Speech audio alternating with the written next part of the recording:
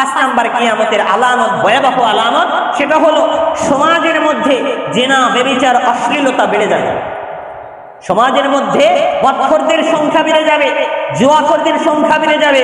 জুয়াকে সমাজের মধ্যে সরকারিভাবে, রাষ্ট্রীয়ভাবে বৈধতা আইন করা হবে। মদ খাওয়াকে এটা সমাজের মধ্যে স্বাধীনতার নামে, বাক স্বাধীনতার নামে, অধিকারের নামে মানুষের মধ্যে আইনে পরিণত করে দেওয়া হবে। জিনা, ব্যভিচার, লিভ টুগেদার, ওপেন ম্যারেজ সহ যাবতীয় অন্যায় অশ্লীল কাজকর্ম আর বেহায়াপনা, জিনা ব্যভিচারের রাস্তাগুলোকে খুলে দেওয়া হবে সামাজিকভাবে। এগুলো আজকে হচ্ছে। রাষ্ট্রীয়ভাবে আইন আছে না, একটা মেয়েকে ভাগায় নিয়ে গেলেন, বাপ মার কোনো খবর নাই, সমাজের মুরব্বীদের কোনো খবর নাই, শরীয়তের কোনো খবর নাই। 2-3 দিন আপনি কোনো এক রিসোর্টে রাখলেন, আপনি কি বলেন সফরে গিয়ে তার সাথে আড্ডা মারলেন, এরপরে কাজে অফিসে গিয়ে বিয়ে করলেন, হয়ে গেল।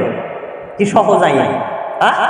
আবার কি বলেন বিয়ে শাদী করতে পারছেন না, লেখাপড়া করবেন, আপনাকে বাহিরের রাষ্ট্রে যাইতে হবে স্কলারশিপ নিয়ে, সেখানে লিভ টুগেদারের ব্যবস্থা রাষ্ট্রীয়ভাবে করে দেওয়া হয়েছে।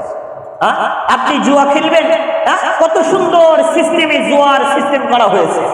এটাকে আমরা অনলাইন কি বলি, বিভিন্ন ধরনের ক্যাসিনো বলি। আধুনিক নিয়ম, কত ধরনের বৈধ ক্যাসিনো তৈরি হয়েছে সরকারিভাবে।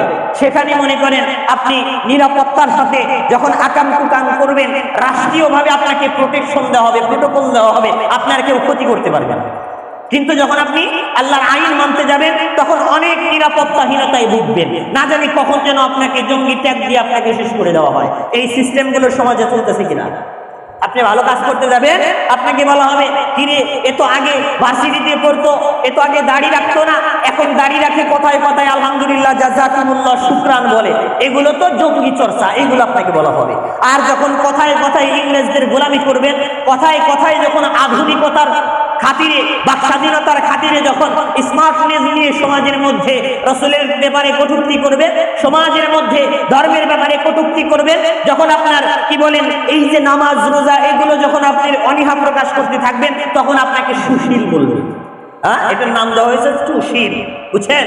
এগুলো আপনি তখন সুশীল হয়ে যাবে। আপনি ওই টক্সের মধ্যে যত আকাম কুকামের কথা বলতে পারবেন, যত ধরনের ওই মৌলবাদ অথবা জঙ্গিবাদের বিরুদ্ধে কথা বলতে পারবেন। আজকাল জঙ্গি তো ভালো শব্দ, এটা তো জানেন নাকি? বর্তমান জেনারেশনে এই যে জঙ্গি, মোল্লা, মৌলবাদ এগুলো কিন্তু ভালো শব্দ হিসেবে ব্যবহার হচ্ছে। দেখেন না, তুমি কি আমি কে স্লোগান দেয় জঙ্গি জঙ্গি, বোঝেন নাই?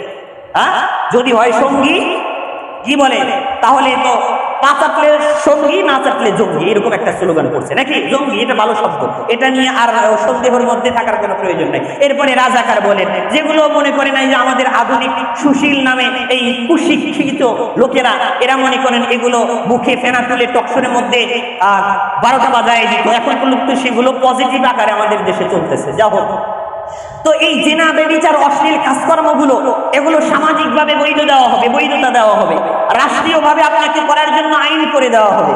চিন্তা ভাবনা করছেন? এইগুলো যখন হচ্ছে, রাসূল বলেন কিয়ামত যে কোনো সময় তোমাদের উপর আসতে পারে। যখন সমাজের মধ্যে এই পরিস্থিতি দেখবা, তখন নিজেকে গুটায় নিবা। তখন বাহিরের আবহাওয়া যেন তোমার গায়ে না লাগে, তখন বাহিরের আলো বাতাস যেন তোমার রুহের উপর না লাগে। যতটা নির্জনে হোক, যতটা গোপনে হোক, তুমি ইবাদত বন্দেগী করে যাও, ইখলাসের সাথে তুমি আখিরাতের কাজগুলো বাড়াতে থাকো, নইলে কিন্তু সময় পাইবা না।